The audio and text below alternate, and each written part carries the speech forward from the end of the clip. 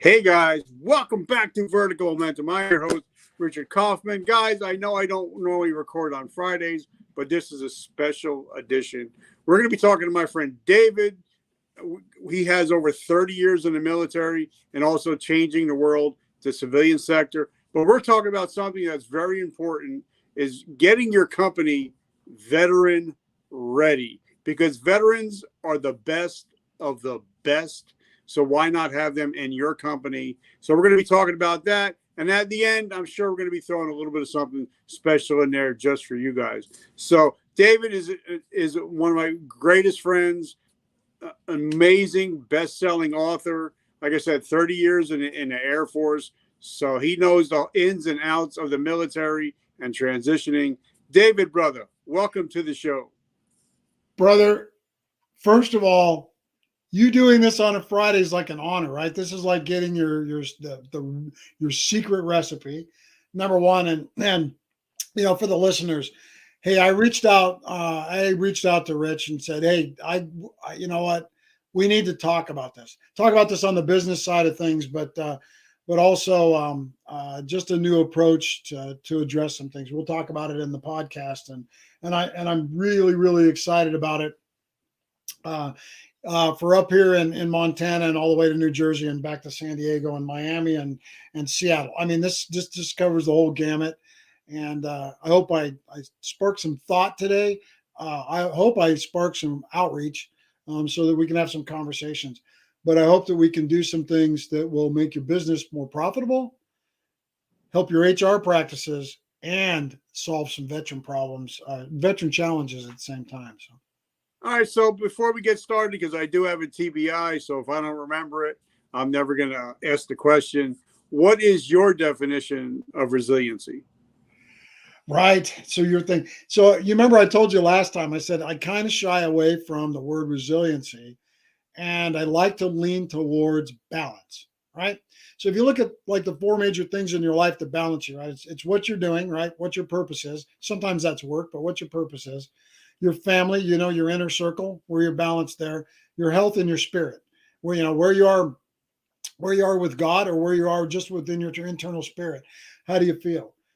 If you're working on trying to keep those things balanced and you're kind of spending equal time there and you're developing in all of those areas, you tend to build resiliency because when you do have something that's a gut punch in one of those areas, because of all the work you've done ahead of time, you tend to be able to work through that. So it's no different than if you're hitting the gym or you and I put in a lot of miles walking, and we put a lot of time in walking and keeping ourselves in some semblance of shape. Well, when you go into that next thing, whatever that is, having to walk up a hill or walk down a hill or climb a flight of stairs, you've already built resilience to be able to do that. You didn't know the flight of stairs was going to be there, or you didn't know the appointment you're going to was on the fifth floor. Um, Funny story, I was delivering a firearm all the way from Guam to a guy that was training at Fort Carson in Colorado. And the guy told me, you need to deliver it on the third floor. And I didn't even think. And I start running up there. And by the time I got up there, I thought I was going to die because the altitude was like 5,000 feet and I'd come from Guam. So I didn't have any resilience for the altitude. So I think that we have to build those things. So you have to have some foundation. And then resilience is your ability to have the right things, the right people, and the right stuff in your life that you can take things on, even if you didn't know they were coming or you don't know it's your first time encountering it. So, All right, so like I said, I've had you on the show before. If you guys are interested, you can go back and find the old episode. He did over 30 years in the Air Force, multiple deployments, been everywhere. We're not going to really talk about that. So obviously, you had to have some resilience especially you're spending 30 years in the military. But what we're going to talk about today is because I found out, I said, I think I'm on like almost my 1,000th episode.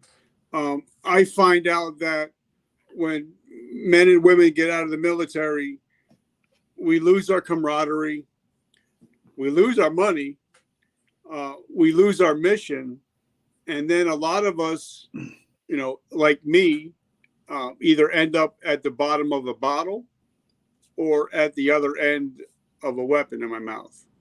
because we don't know who we are, especially after me, 23 years, if I'm not Sergeant Kaufman, well, who is Richard?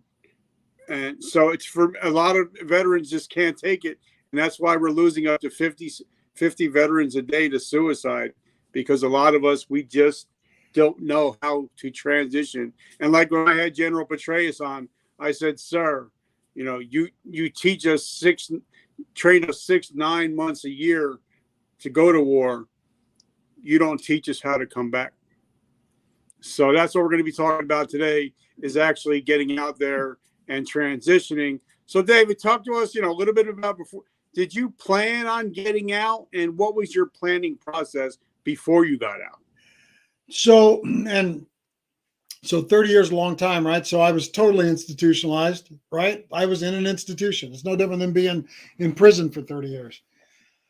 I told somebody the other day that how silly I feel now, because, when you're a chief, an E9, sergeant major, you get a lot of people that are transitioning at 4 years or 8 years, and they come up to you and they say, hey, I'm getting out.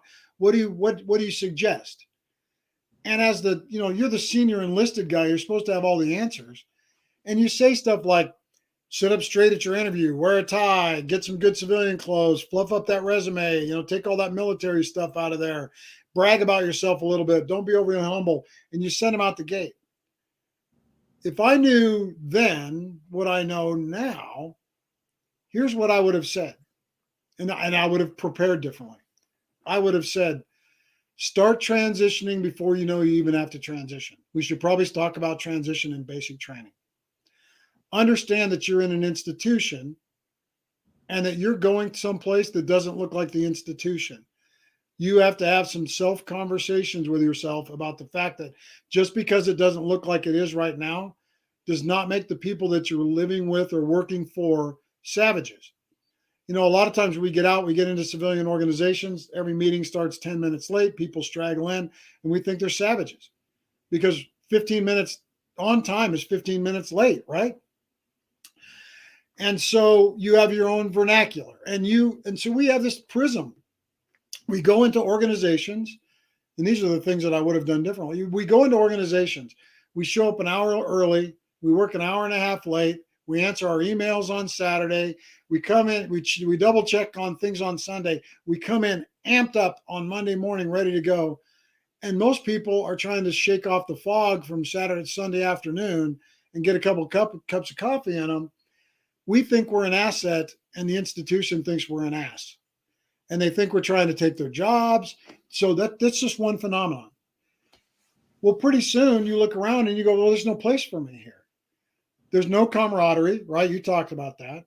There's no values alignment. We get into institutions, they have stuff written on the wall. They look like things we can identify with. Integrity, excellence, service. They write them on the wall. They have them. You can find them in a lot of non-military institutions. However, we want the three-dimensional application of that. Don't scream across a shop floor that everybody has to have steel-toed boots on, and then you're standing there in open-toed sandals, because we start looking for a job. So let me give you some data, Richard. Right now, 43 out of every 100 veterans are going to leave their job in the first year for the majority of the reasons I just described and that you outlined, especially this sense of purpose and this community thing, this camaraderie thing, the wingman, battle buddy, shipmate stuff that goes on that we cherish. The identifying and writing for the brand. That's number one. Second data piece is 1,300 people today transitioned with their families. So on average, 5,000 people come out of the DOD into the civilian workforce. That's the size of one small town. It's the size of the town that I grew up in or grew up next to. That's the size of that. And those people are coming out with TAPs. I think we've all agreed that TAPs falls way short. They come out with TAPs or ETAPs if you're a senior leader.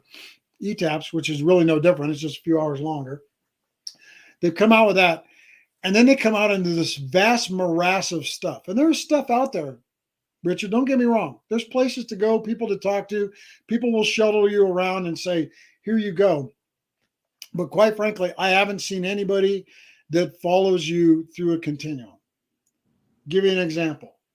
If I fall off a horse tomorrow and I break my neck and I'm paralyzed from the waist down, there are systems out there, government and private systems, that kick into gear that not only make sure I get all the rehabilitative stuff I can get, not only make sure that I get the wheelchair that I can get, not only make sure that I get the accommodations at home that I get, but when I roll that wheelchair into an employer's office looking for a job as a handicapped person, that employer, through two means. One, because they know, because they probably have disabled people in their employment. And two, because we have the ADA, right? The ADA forces us to do certain things. You already know, if you're going to hire that individual, what the ramps need to look like, what the bathrooms need to look like, where the person needs to sit, and how you have to rearrange cubicles, what you're going to tell your staff on how to accommodate them, and you're going to appoint somebody to get them out of the building during a fire.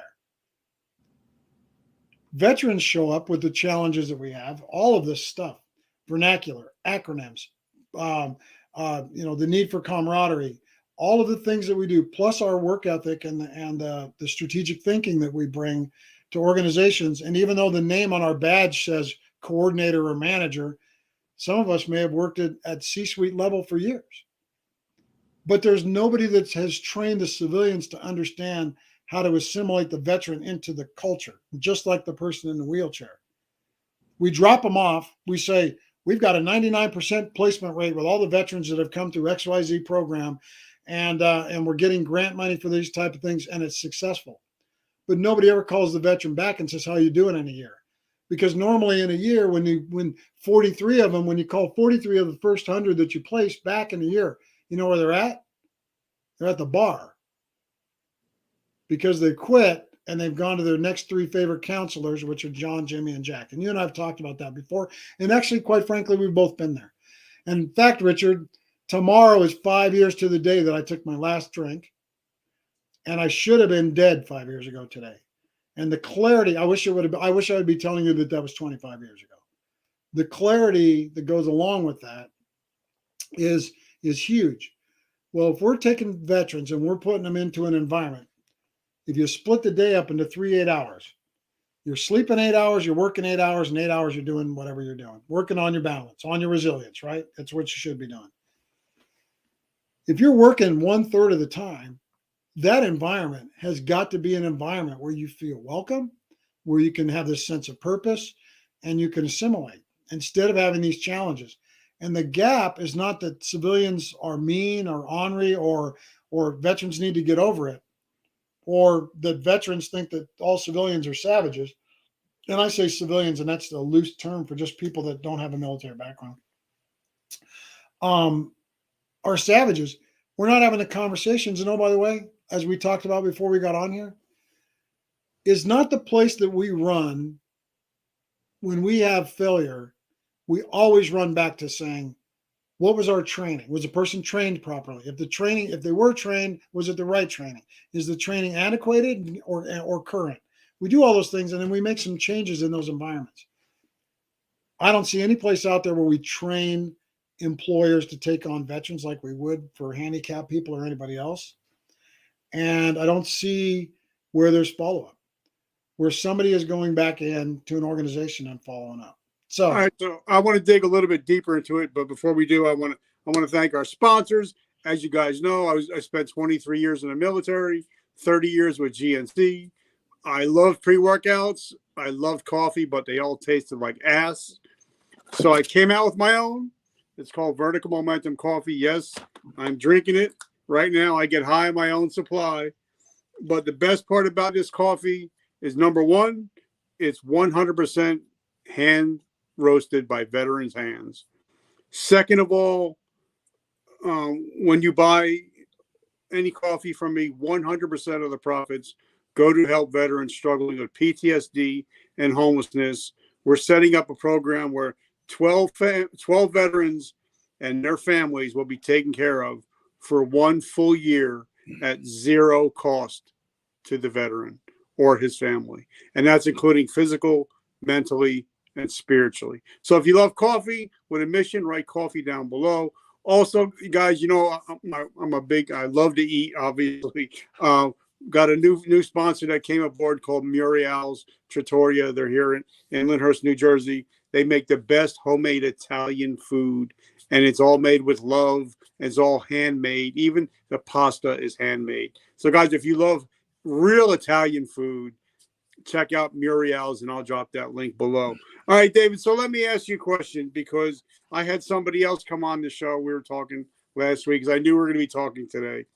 And he said, a lot of veterans, when we get out of the military, we're out on a Friday, we're out looking for a job on Monday. And a lot of us take the first job that's available. And for me, once, say if you did 23 years or 30 years, we had a mission, whether it was to save lives, whatever it was. But then you talk to me, you go for a job and we're making widgets. And you're not telling me why we're making widgets. We're just making widgets. It doesn't have a draw to me. And I think that's why a lot of people quit, because, I just went from saving lives to now I'm in a sweat lodge making widgets. So talk to us about maybe just not getting out and taking the first job that you see, and maybe take some time, maybe a week or two, just to get to know who you are and start to figure out who you are before you get into the workplace. I don't even think it's a week or two. If you've got terminal leave for 4 months, don't even think about a job for 4 months, or at least 3.5. Don't. I mean, the only thing you should probably do is just work on your resume. You need to go chill out, take a deep breath, hike up the side of a mountain, maybe get some balance back in there. If you got family, spend time with family. Do not get straight back into it. But the phenomenon, what causes that? Oh, by the way, guilty as charged. I wish I could sit here and tell you a good news story where I did all this stuff, but it's what I tell people now. I had 4 months of terminal leave. I took just short of 30 days, and I went back to work. I took the first job that I was offered by a friend to manage restaurants. I thought, how hard can this be? It's 100 people. I've been, my last job, I had thousands of people that I was responsible for, the whole mission, like you talked about. And I thought, how hard could this be? Most miserable job I ever had. Stressed me out even more. Never knew the why. When I tried to do the things that were inherent on how to lead people, grow people, take managers and make them effective and all that kind of stuff, the hand was waved, and it was sell sandwiches. And I said, but all this stuff will help you sell sandwiches. No, it won't. Sell sandwiches. Well, that was really extremely unsatisfying. And the guy that hired me, who I would have at a certain point in time considered a really, really close acquaintance or maybe a friend, turned out to not be who I thought. And so I burned up 13 months of that. And when I came off the back end of that, I was a mess. I was a mess. And I said, okay, fine. I'm going to retire full time. I'll make my pension work. I'll do whatever. I'm going to retire full time. Well, about 6 months into that, I'm walking across my living room. It's 10 o'clock in the morning. Hunting season's over, which is one of my passions. And I got an open beer in my hand. It's 10 o'clock. And I knew I was going to end up dead somewhere if I didn't change. So then I started looking for a job. And when I kind of got into something that was amiable, but I was getting paid chump change. I was way underpaid. And so that great struggle started. And it was not till, like I told you 5 years ago, that when this clarity came into my life through shock therapy, which is laying in a bed, knowing all I know, because I'm a nurse and I've done medicine for my whole life and worked as an independent duty medic. Knowing what I know, and knowing I should have died, and I got really, really lucky. And then I get rid of the alcohol. I decided to get all those balance things back in my life that I talk about. And I thought, you know what? I'm qualified to do something now. I'm qualified to talk about this, exactly the question you brought up. I'm qualified to talk about the continuum from the day you get out all the way to where I'm sitting. And quite frankly, Richard, some of us need to go into business. Your show is wrapped around that. Some of us need to go into business and work for ourselves, because working in systems that exist for us to work in are just not digestible. Not yet. Not until we can get the systems, the companies and the systems that we work in, veteran ready. which is, what I'm offering. It's what I've put together. And it's, All right. So, something else I want to talk about is sure. let's talk about culture. Okay. Me and you can be down in the motor pool. We could be walking past each other to the chow hall, and I'll be like, "Hey, fuckface," Yeah. and you'll be like, "What's up, numbnuts?" Yeah. And walk past each other, because that's love. That's the way, military. We could talk to each other like that. But when you get into that civilian job, that civilian sector, you're walking on eggshells. You're like, should I say this? Should I not say this? It's not my culture. Have you noticed that a lot? So, Billings Flying Service that's here in town. I got their hat on today. Billings Flying Service is about 50% vet because they're flying 47s and 60s, Blackhawks and Chinooks. And they're doing firefighting and all kinds of stuff with them. So a huge veteran presence. And I'm talking to them about Veteran Ready. And they're buying it. They're like, yes, we need to do this. And we're talking about some of the nuances. And one of them stops me, Richard, and he goes, will you add a module to your training to teach the civilians how to use the word fuck? And I started laughing, and they were like, yeah, these guys have no clue. And so I had to tell them a quick story, because when I was working in a healthcare institution, we had a safety meeting every day. And in there, veterans find each other through almost nonverbal communication. You just kind of look and you get a feel. But I had known these guys for a while. One was a retired Navy guy, and one was a former Marine. He'd done 4 years in the Marines. And I think in the room, we were the only 3 veterans that attended that meeting. But like good veterans, we were always there early. And so the banter would start, right? And then you think about 3 different services in one room. Yeah. It's just going to happen, right? Yeah. One day we were really digging on each other, just like you described. I mean, it was deep, right? And we were all pretty seasoned. We all had good comebacks. And the COO of the organization happened to be running the meeting that day. And he's civilian, and he hasn't been around that quote unquote culture that you mentioned. He actually broke us up like a school principal breaking up a playground fight. He was like scolding us. This is a little unnerving. You guys need to settle down. And we all looked at each other and just laughed. But to me, that was the beginning of some distance there, where they weren't willing to have full appreciation for that. There's nothing worse than being sick and having a veteran come visit you in the hospital, because they don't bring flowers. They come in and they go, get your ass out of the bed. You got shit to do. What's wrong with you? Oh, you only fell 12 feet. You broke your hip. What a weak hip you've got. We just do crazy stuff like that. People don't have an appreciation for that. And actually, that is very calming for us. That to have that interaction is calming for us, because it's actually functioning at a really high level when you work off of camaraderie and trust and those kind of things. Because first, that the person doesn't truly mean it. They're not going after you personally. And, we don't have trouble giving each other a hug and saying, I love you too. And, and that's the great thing about veterans. We can be in the bar busting on each other's chops, merciless, but let a civilian try to do that, and all 3 of us are coming together, and we're bringing hell with us. You know what I mean? Yeah. So, but something like, for me, I use the word brother a lot, and sister.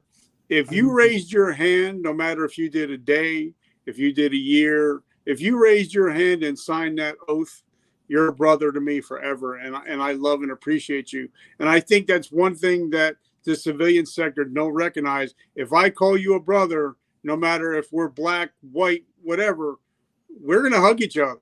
We're going to tell each other we love each other, because that we raised our hand, and we all know, we took that oath at whatever age. We signed that check to the U.S. government up to including our life. And a lot of civilians, they don't get that part, that's how much we signed that blank check, right? And we're willing, so if we're willing to die for the government, imagine what we're going to do for our friends and our family, right? Well, and most of us will say, when you get into combat, it's about the guy to the right and the left when you're there. I mean, you're not getting up in the morning and going God, country, flag, all that type of stuff. You just got to take care of the guy to the right and left. Everything else takes care of itself. So you're right. Yeah. So I'm at a meeting downtown. It's a disaster management meeting, but it's at the United Way. And across the room, there's this big guy, bigger than me. He's a big guy, and he says, "My name's his first name's Zach." He says, "My name's Zach," and he says, "I'm a retired Air Force guy, firefighter. I do safety." I had never met him, Richard. Billings, Montana is not that big. We're 100,000 people. You'd think every veteran could find each other, but it doesn't happen as readily as it should be. He says, "I'm a retired Air Force guy." And so, that's an automatic, right? When the meeting's over, you're going to talk, right? Because somebody went, "Well, Dave's a retired Air Force guy." And as soon as that's done, you're going to have a conversation. I meet with him afterwards. We do the normal stuff that you and I are used to. Where are we stationed? And when did you serve? You get it through all that. And we're walking out and we're in the parking lot and we're talking about, hey, we should get together and have coffee, or go to lunch. And I said to him, "How are you doing?" And in 4 sentences, he told me how crappy his job was, how hard he was having to assimilate. Tears start running down his eyes, and he looks at me and he goes, "I can't find my purpose." And then we're hugging each other. And then I'm following up with him 20 minutes later, and we're having coffee the next morning, and we're building a bridge. We're building a relationship. We're building an outlet, and we're working on that. And I'm mentoring, I'm helping him with some stuff now, and I'm doing some mentoring with him to help him to work through that stuff. That guy was lonely. I mean, he's just out there lonely. And there's just no reason that we have to find, that going on and then build the community stuff. And, so you would hope that when you walk into an organization after you get out, which is going to form your new identity, right? It's your new, whatever the brand is, whatever the shirt says. If the shirt says JP Morgan or Clorox or Bob's car rental, that's your new identity. And wouldn't it be nice if something that looked like the old stuff for you to build around that, even if it's the ability to walk from working on a small engine to walk all the way to the HR department to open the door to say, "Richard, you got a minute?" and close the door and go, "This place is fucking killing me." And you go, "Yeah, man," and there's an outlet, and you get, when that's gone, there's somebody in leadership that goes, "You know what, we're probably gonna have to change some things. We got 5 veterans here, and every time we do this, they're all ready to jump off the top of the building, figuratively or literally." And you change your culture a little bit to make it so that you're on the team. Because we're not asking civilians to be militaristic and have reveille and retreat and all the other stuff that goes on with it. What we're asking for is for you to build some empathy, because we've been led by them. We just want you to build some empathy, which means you've got to carry, when somebody, Richard, this is where it all lies. When somebody says, "Thank you for your service," there's a follow on to that. When people are truly thankful at the level that these people express, the follow on is there anything I can do for you? And the answer is yes. You can be veteran ready. You can pick up my ruck and carry it the last 25 yards. Instead of telling me, "I know you just set your ruck down, but now you got to call this number. You got to go over here. You got to go to the next person. Then you got to ruck up. You got to ruck 25 more yards to have somebody tell you, 'We really, really love you, but can you keep carrying the ruck?'" No. If they really want to do something, they'll put themselves in a situation where they've built a level of empathy institutionally and through their culture that this is treated just like anything else. We have a big, and I don't want to hedge too much into this because this is emotional. We have a big DEI movement, and I don't even know what DEI means. I got asked this morning for my definition of DEI, and I said, "I don't know what it means, but here's what I know." My DEI journey started in a barracks 40 years ago in San Antonio, Texas. I am a DEI expert based on what I see out there today. I said, but if you're God-fearing or not, human beings intrinsically are good people, and they have respect for everybody, regardless of what they look like or how they conduct their lives. And it's a shame to me that we have gotten into places where we need programs and directors and coordinators to teach us what we should know inherently. Veterans bring that to organizations. We bridge so many gaps in organizations and we clean that up.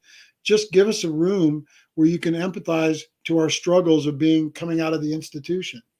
And it's not hard. But find me a civilian employer that says, yeah, when I was sitting down getting trained by a veteran like Richard Kaufman on post-traumatic stress, TBI, moral injury, which we haven't even talked about moral injury yet. I get so many calls because I've blogged on it. And I get so many calls and people go, well, what's the difference?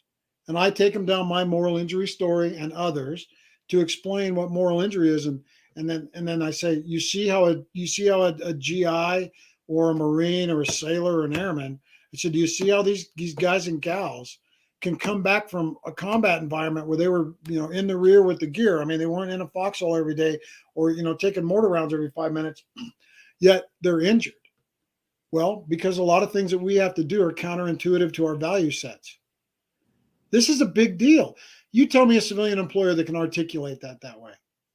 And, unfortunately, this is one of the only shows where we actually talk about moral injury. You don't really hear about it much, but this is like one of the only shows that does it. So now let me ask you a question because, before we put anything into motion, that's one thing about the military. We know how to do SOPs. We know how to do 9 lines. Yeah. So I'm sure you sat down with a lot of COOs, CFOs, CEOs.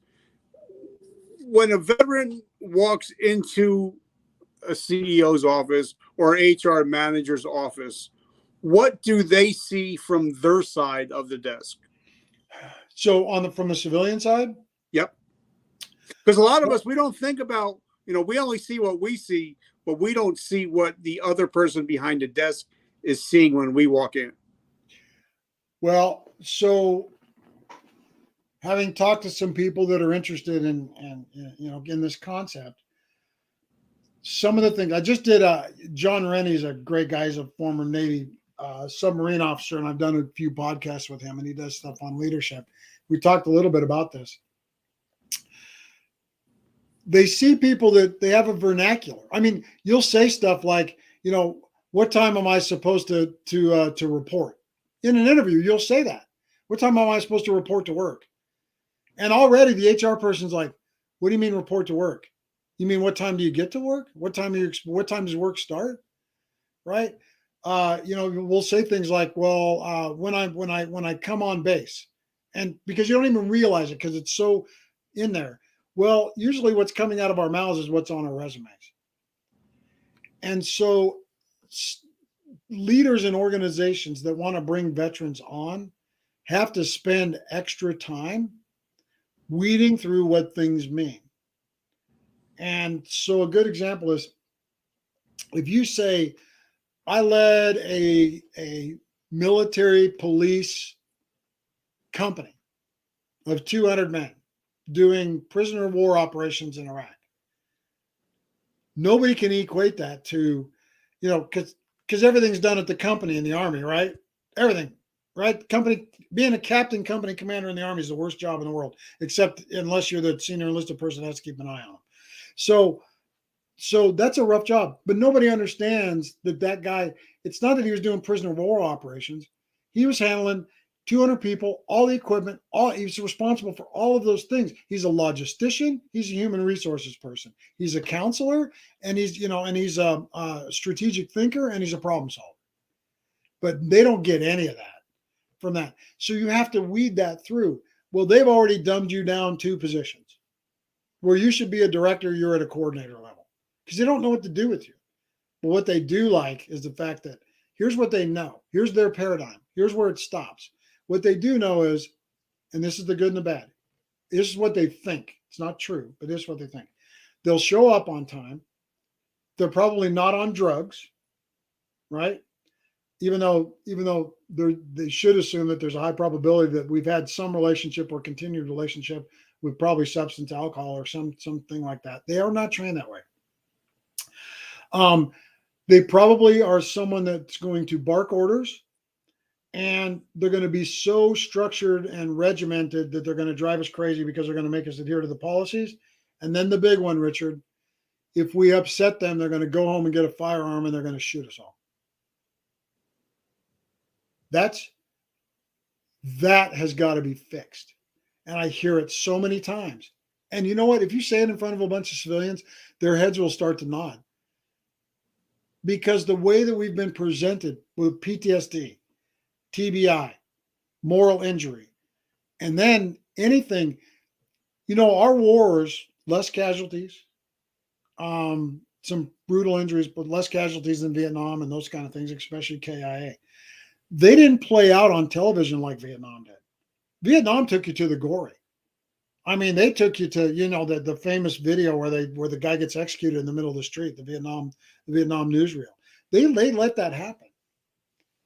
We didn't do so much of that with our wars. I never saw cameras in my trauma centers. And we had a lot of stuff roll through there that would have been shaping, politically and emotionally shaping for people.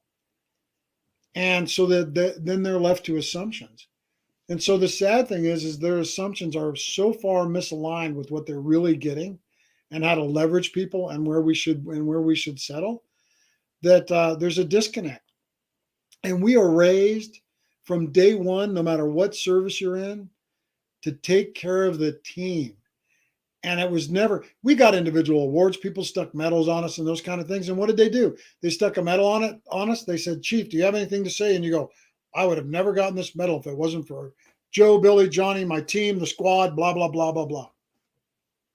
And that's what we're expected to say. And we say it and we actually mean it, because we're always looking to better our foxhole, but that's for the guy to the right and the left of you, not just for you.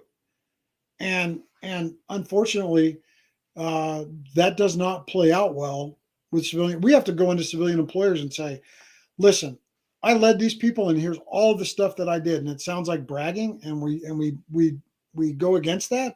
So now you're 6 months into your job and somebody goes, oh, we've got this really tough thing. And you go, I can do that. And they go, well, how do you know how to do it? And you go, well, I've done it 10,000 times. Then when you really explain what you've done, they go, well, you didn't say that in your interview. No. And it doesn't say that in your resume. No. You know why? Because you didn't ask. That's the number one thing that I teach civilians. Stop saying thank you for your service and ask us our story.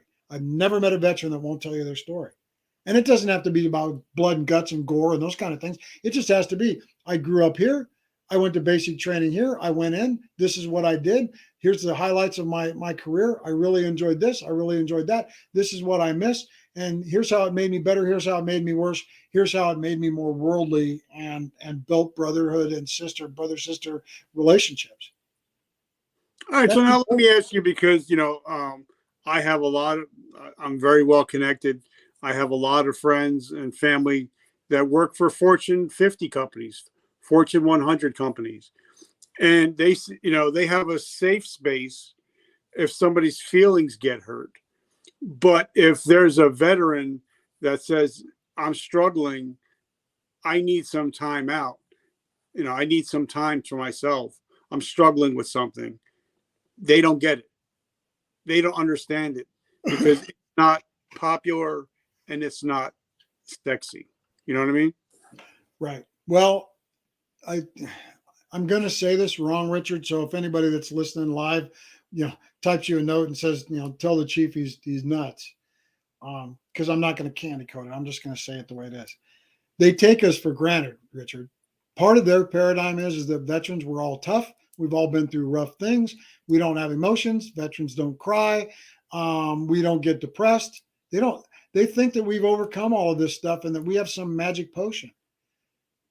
And quite frankly, the only thing that's keeping us up sometimes is just pure anger. I mean, we just get mad.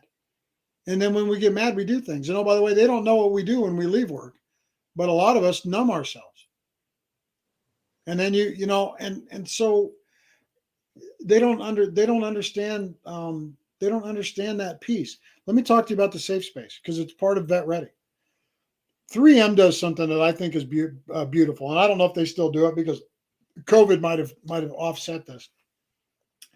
But 3M set up a whole laboratory with all of their resources, glue and funny stuff, and you can mix things, and people can go out there and doing science projects. And one of the things that came out of this thing was like the sticky stuff on the back of Post-it notes, which was supposed to be high tensile adhesive that would hold anything together, and they reverse engineered it by accident. So now we got the glue on sticky note on Post-it notes. They let people go and use their resources to do innovation. And one of the things that I recommend is you've got to cut out veteran time. But it's veteran time that's got some structure to it because we like structure. It's veteran time. And you go into a room. So basically, if you went in there and said, hey, this is driving me crazy, I'm going to leave the company. Somebody in there is going to become the informal leader. They're going to take notes. There's direct feedback from your veteran community. Somebody in there is going to go, you know what, if we move this over here and over there, I've done this in the past. If we just did these 3 things, we'd be that much more efficient. But they also get to get in there and they get to bitch, drop the F-bomb. They get to do whatever they do. And it's just a time where they can do that. I recommend it as frequently as 1 hour a week where it's veteran time. So it's something that you can look forward to. So instead of being all emotional on the manufacturing line or in the office space or in your car when you're going to do work for your company, whatever, instead of being emotional, then we're pretty good at throwing stuff in our ruck and pulling it out when it's appropriate. So if you knew every Wednesday at 3:30 that it was veteran time and that you were going to actually have some format that looked like the top 3 club, the NCO club, the smoke pit in the old days, right? Or the gym or the education office. If it looked like that, right? And there was some structure, some expectation that came out of that, we'd pull up in the room and guys like you would go, Chief, who's going to take notes? And I would go, oh, I'll take notes. Or Richard, you take notes and we'll talk about it later, right? And one of us would just it'd be like a union shop. One of us just informally would be the deliverer of the notes. It might go by our old rank. It might go by the position we have in the company. It might go by just who we respect the most. But somebody's going to represent. And that's free. I mean, you're going to pay them for an hour to do that. And, not only that, but if I'm a CEO and I say if I've got 10 veterans, and if I know if I have a problem that I'm struggling with, if I bring it to those 10 guys and say, work this shit out, they're gonna figure it out because, even back in the military, we had the certain officers, they want to write the plans up and all that shit. Well, we already built the bridge. We'll write the plans later. Right. So, I think that's one thing that veterans have above a lot of people is we can work on the fly. We can figure out problems if you just give us half a chance. You know what I mean? I had a major. He was an exec to our commander, and he came to me and he asked me to do something. He said, this was in Fairchild, Washington. He said, Chief, we need to do X, Y, and Z. And I said, okay, I got it. And he goes, well, how are you going to do it? And I said, that's not what you asked me. I said, you asked me to fix this. He goes, but I want to know how you're going to do it. And I said, no. I said, here's what I'll tell you. It'll be moral, legal, and ethical. So we got it done. And it was really 2 phone calls. I made 2 phone calls. It was done. He goes, that's amazing, Chief. What did you do? I said, that's not part of it. I said, sir, someday you're going to, and this he's actually going to be a general. He's just finishing his wing command. And I said, sir, someday you're going to be leading a lot of people and you're going to ask them to do a lot of things. And I said, you don't need to know how everything's done. You just need to have the expectations on what you need done. Can you imagine if you had one civilian CEO that could say, I'm going to give some hard problems to veterans and let us fix it. Right? And tell them, now here's your policy change. This is what it needs to look like. And let us fix it. I could save them hundreds of thousands of dollars every year. The problem is that they don't have this understanding of how we work. We work Napoleonically, right? We work in the Napoleonic structure. When we have emergencies in this country, like COVID, what did we do? We fall in on a Napoleonic structure because it's efficient. You're working through subject matter expertise and everybody knows who they're reporting to. And there's a whole ease of communication. Napoleon put it together because he was sick of the same person telling him the same information 10 times on the battlefield. Can you imagine? So now, talking about, getting a business veteran ready. Yeah. When I left the last company I was with them for 11 years. And I didn't realize until after I left, when I was talking to him and we were having lunch one day, and he said, "Yeah, I got tax breaks because number one, you're a veteran. Number two, you're a disabled veteran.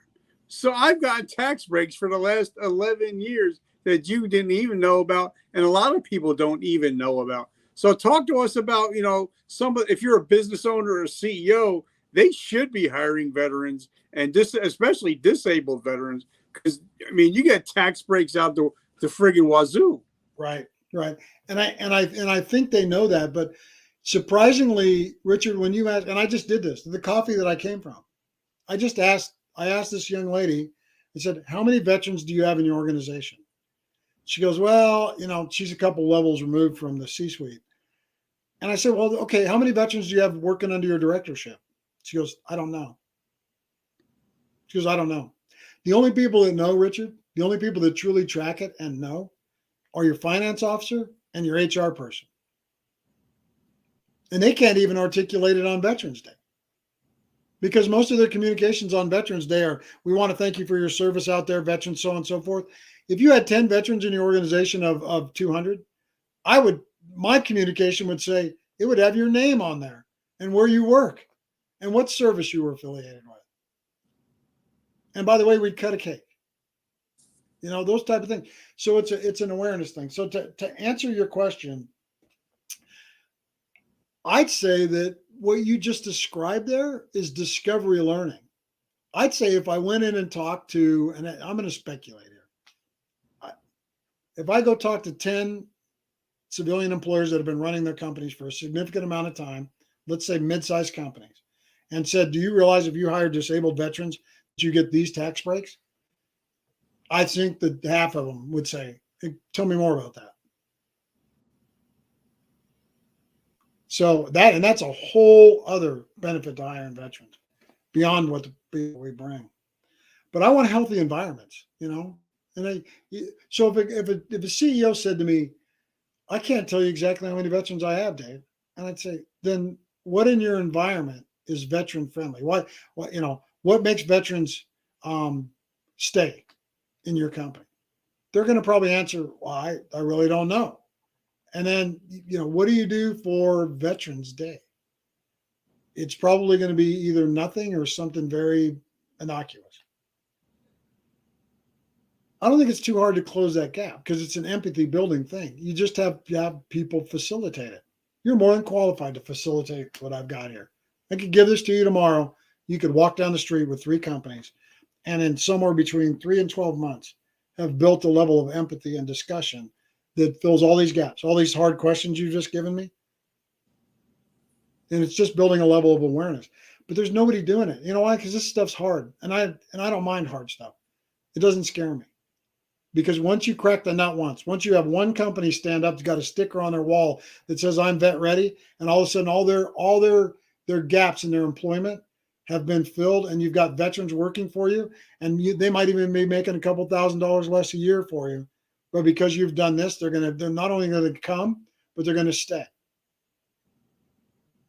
Well, you might pay a guy like me to come in and do this 1/3 of one FTE, and you're going to save 3 to 4 FTEs just by having the presence, by having built the empathy. And guess what we don't do when we can identify with some place and have some purpose? We stop drinking, we get the gun out of our mouth, right? We start being more productive out in society.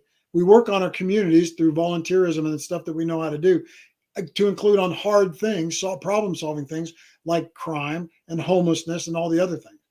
So instead of being part of the problem, or at least being inert in the solution set, we're empowered at work. We have purpose at work, and through that, we build community, and then the extended community, and then we become part of the solutions to a lot of the problems that the communities are having across the nation. And that's everybody's suicide. That's everybody homeless. That's everybody mental health, and not just veterans. So who better to fix it? Like my dad, he came off the boat from Italy. He served in the Italian army, but even though he was a package mechanic for, I guess, 30 or 40 years, his uniform was tight. He looked good. His haircut was done. Even though he only served two or 4 years in the military, he took it with him on those jobs. And the thing about my dad is, if he was a veteran and he knew this was a great place for veterans to work, he was getting all his Italian buddies coming to work there. Because if you say, you know, something bad to a veteran, he's going to tell everybody. Oh. And if you tell something good to a veteran, he's going to tell everybody. So I think if you have a company like that and you bring in Vet Ready, and all of a sudden a year later, you know, people are happy, more productive, and you have veterans are saying, "Hey guys, when you get out, you need to come here. This is the place." That's when you change the whole culture, right? Yep. And then you get all. I don't even need to say anymore. I'm going to take this little clip out of the video, and I'm going to take it with me when I talk. You did a great job. I mean, it's perfect. It's perfect. And so it needs to be propagated.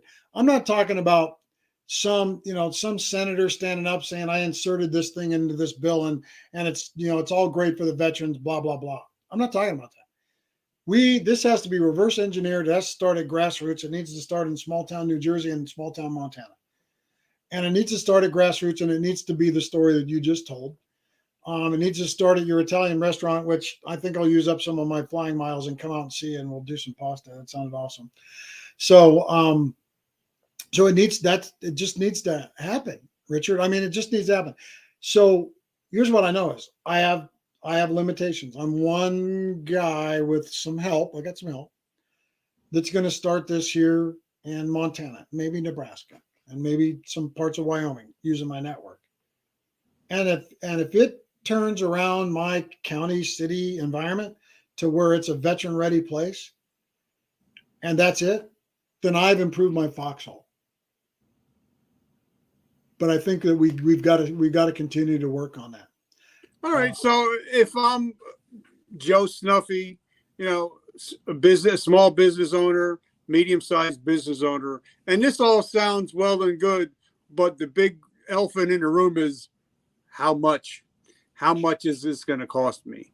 So talk to us a little bit about the program itself. Sure. And how you get it into small town America. Sure. So you have to make it affordable, right? So there's almost a nonprofit piece to this. If you look at the program, it's got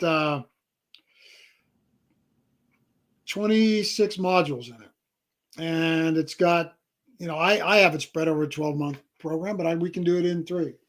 And some of the things in there are learning veteran culture and our journey, and veteran baggage and understanding the institution. This is all cross-training, right? There's an interface with the veterans in here and those type of things. So an average consultant to do something like this, to come in and work with you, especially on an extended amount of time, is going to charge you $250 an hour to do that. So let's just use easy numbers. It's 100 hours. It's $2,500, right? You can't afford that. Here's what I would tell you is that is 1/20th of one full FTE. And if I save you an FTE for the next 5 years because you've done this and you don't lose the veteran, then it's paid for itself. This whole program right here, looking at it, is probably somewhere between about $24,000.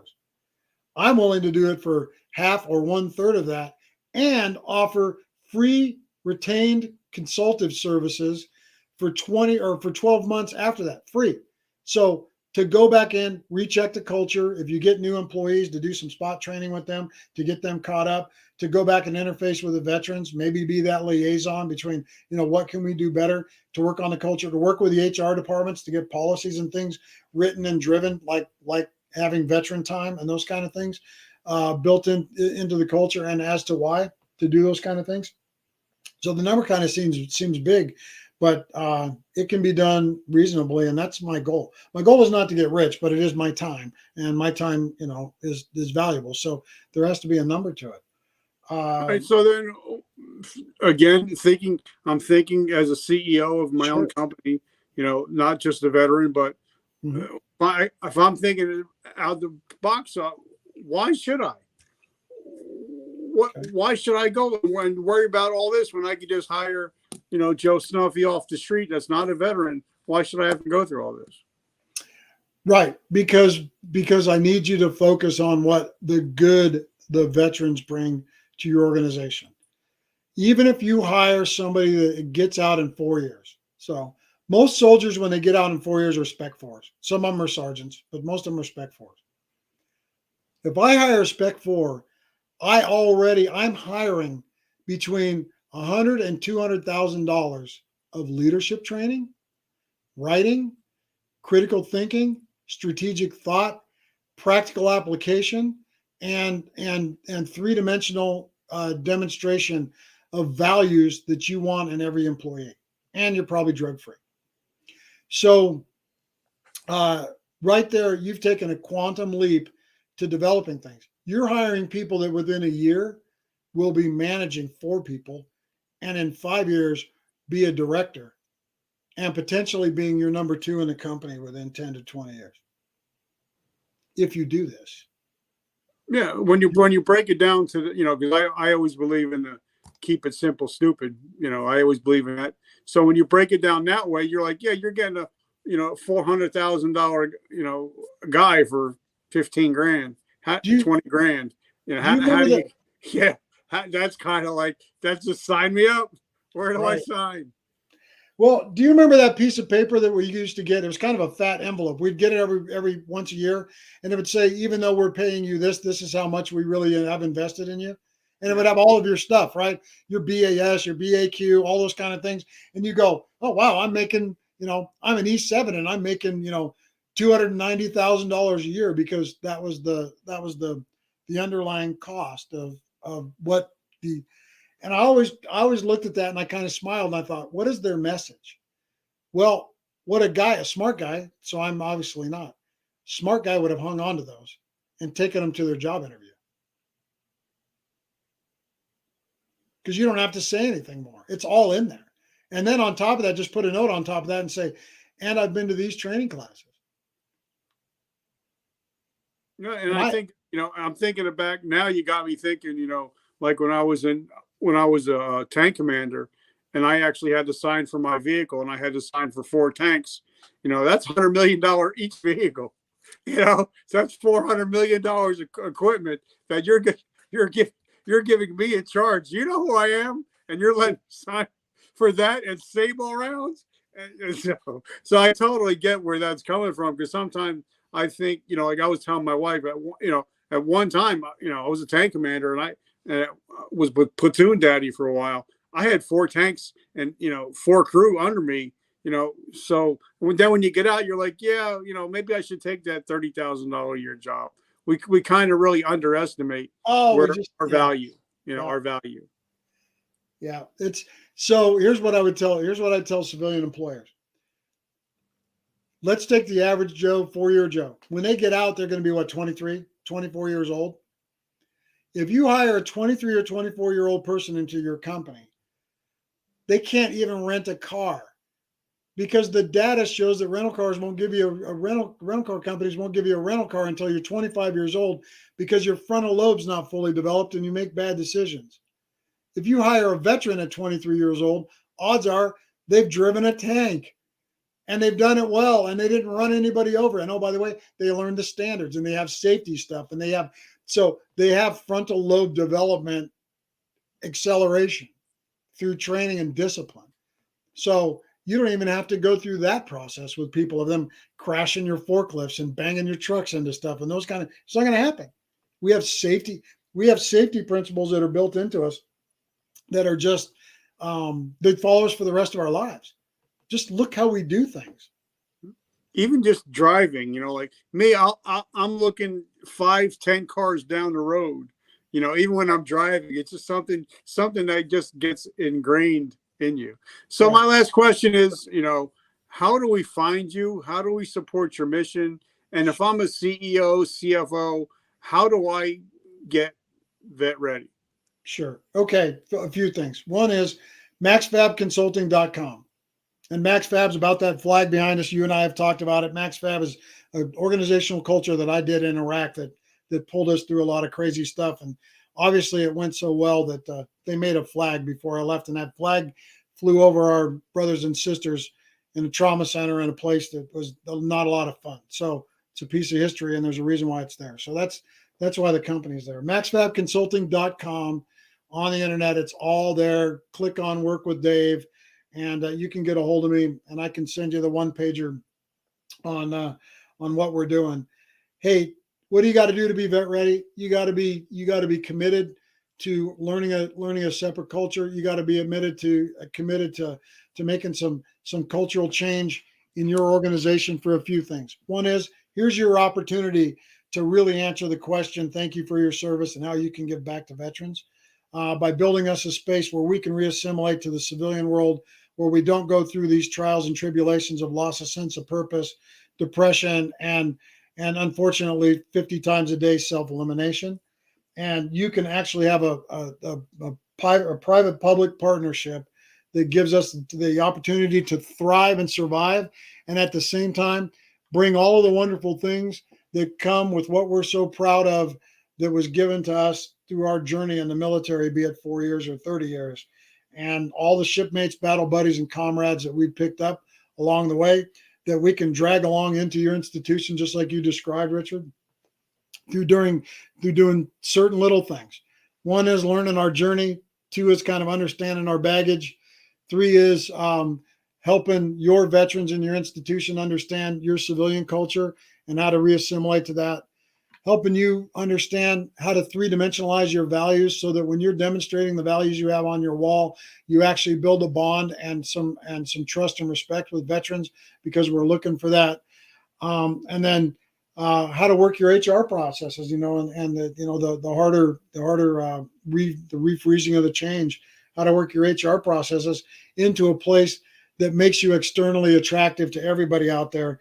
Because when you're looking for what we bring, especially technical and leadership expertise and solid resume as far as our work ethic, when you're looking for that, you're competing nationally for that. For those 1,300 a day, you're competing nationally. So why wouldn't you want to be vet ready? Because it's the one thing that's going to set you apart, that's going to make people step into your world and bring what they have because they want what you are. All right. So now, also, as you guys know, I'm a book devourer. I got 15 books going right now as we speak, and your book is on the very top of my list. I read every day. I read two pages. I read the whole book already 3 times. Now I use it as a workbook. Twice a day, I read 2 pages a day on it. So talk to us about your book and how do we find it? Sure. Giving Back: Life and Leadership from the Farm to the Combat Zone. Leaders are anointed and appointed only by their peers and followers.